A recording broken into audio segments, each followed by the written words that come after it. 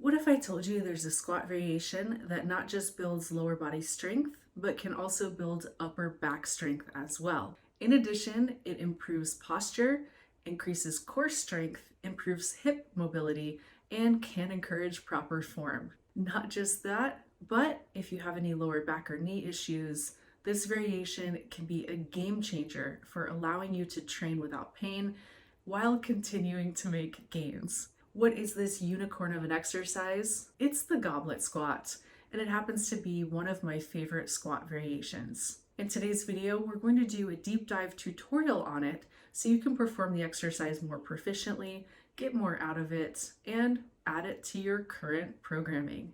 Without further ado, let's go do the goblet squat. To get started, you're going to need a dumbbell and a half bench. We're using the half bench to place this dumbbell in a spot where it's easier to access. So I think one of the common roadblocks to doing the goblet squat, especially as you go heavier, is the difficulty in getting it to that position where you can actually perform the squat. And by placing it on the half bench, we're alleviating that issue. So you're going to take your dumbbell, place it on top of the half bench. Carefully, we want to be mindful of the upholstery, whether it's yours or the gym's.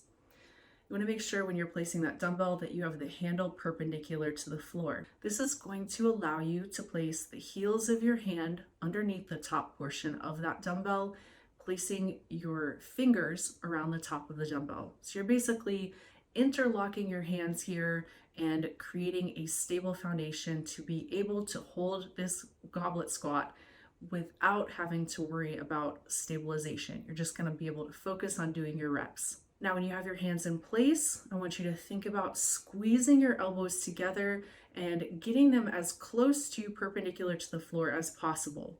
This is further going to secure that dumbbell in place. Now, step 3 here, you want to make sure that the top plate of that dumbbell is right about at the collarbone.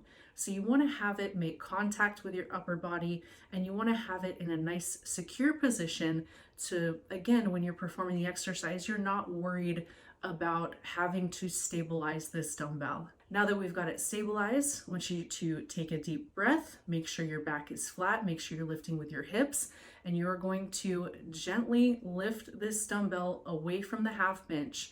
You're going to take about a step back and place your feet 1 to 2 times shoulder width apart. Foot placement is going to depend a lot on how you normally squat. So for example, for me, I've got super long femurs, a short torso, so I'm going to go closer to 2 times shoulder width apart. If you are typically pretty even in your torso and your femur length and you can squat normally with no problem, you might be closer to shoulder width apart. Now, what we're going to do is focus on keeping that upper body nice and tall, bracing the core, keeping your back flat, and you're going to think about pushing your hips back as that first move. You're going to hinge at the hips, bend at the knees, and slowly descend. All the while, keeping your upper body tall, keeping your elbows underneath that dumbbell, and going nice and slow. You can do a mid-rep pause if you would like, just to help with mind-muscle connection, and then you're going to ascend back to that starting position. Now, a couple of notes in terms of what you want to focus on. The goblet squat inherently is going to focus more on quads. If you want to focus a little bit more on quads, go ahead and push through the toes. If you really want to hit glutes more, my suggestion would be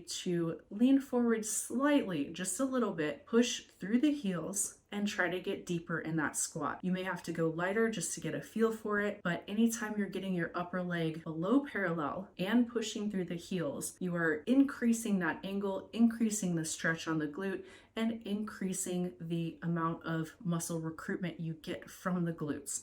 So you just want to think about going deeper, pushing through the heels, going nice and slow. When you're done with this set, you want to exit from this workout, you want to exit from this exercise. What you're going to do is you are simply going to reverse the steps. You're going to keep that dumbbell nice and secure by your collarbone, and then you're going to walk back to that half bench, bracing the core, and simply placing that dumbbell back on top of the half bench. Don't leave it there though.